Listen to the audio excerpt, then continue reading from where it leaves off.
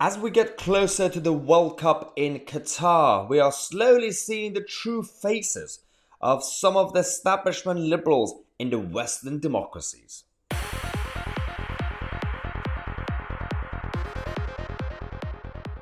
Now, this is getting absolutely ridiculous now. The situation with this World Cup, the so-called World Cup that's going to be held in Qatar, is embarrassing for the West, especially for Western liberal democracies, because on the one hand, when FIFA awarded Qatar with this opportunity, not many people kicked off in the establishment, right? You know, we had normal people, football fans kicking off, and people who care about human rights kicked off. But then they said, okay, fine, let's see how it goes. Then they started building the stadiums, and they started doing all the projects, and they brought back slavery, and many people lost their lives.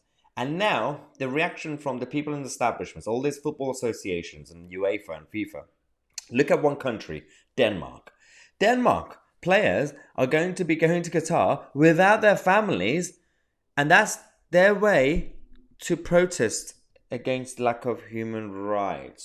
So you're going to be not taking your wives and your children to Qatar, as the Qatari government basically wants. They've already said, you know, you can't really do anything. If your wife comes to Qatar, she can't do anything. Basically, she has no rights. So your way of protesting is to basically do what the Qataris are going to be happy about. The funny thing with this whole situation is, what are you going to be to protest? So Denmark, they're going to be their kits, their shirts, the football shirts and everything are going to be about protesty. So they're going to have some, I don't know, what is it going to have? Human lives matter? Like manual labor matters? And what are you going to do?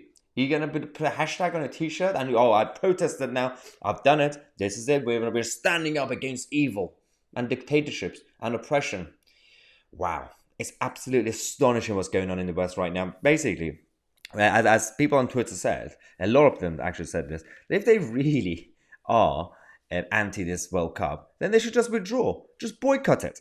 You know, this virtual signaling nonsense is meaningless.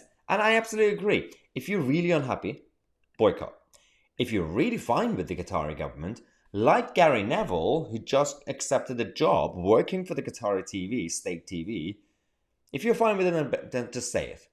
If you are not fine with it, don't do this virtue signaling hashtag nonsense. Boycott it. Do it. Now, look at this tweet. There's a series of tweets.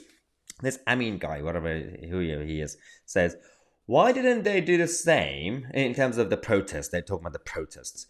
In the World Cup in 2018 in Russia, where are the human rights at the time? And then someone else said, or Brazil, South Africa, or Germany. And then that guy said, USA 94.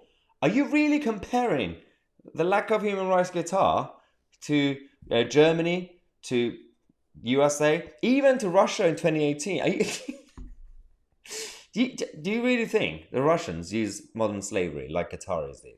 Do you really think the World Cup in Germany was oppressed? Do you really think America in 94, did you say 94? Yeah, you did say 94, yeah. I thought you got the date wrong. The 1994 US World Cup, or even like France in 98. Do you really think they're the same? It's absolutely astonishing. It is what it is. I mean, this is a clown world, and the clowns are running the circus. That's the reality. Now, we're going to take a quick break. We're going to come back in half an hour. We're going to tell you about the left-wing crybabies who are being triggered once again by GB News. Subscribe to the channel. I'm Tousi, and we are the media.